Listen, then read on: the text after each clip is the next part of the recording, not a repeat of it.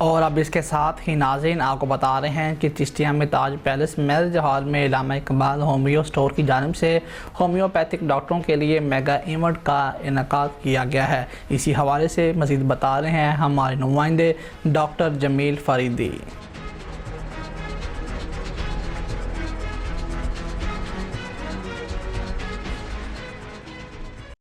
हाँ जी, बिल्कुल। अल्लामा Iqbal homeo store Chishtiya की जानिब से ताज पैलेस मैरिज हॉल में 11वां मेगा इवेंट का इनाकाद किया गया, जिसमें कसीर तादाद में होम्यो डॉक्टर्स ने शिरकत की।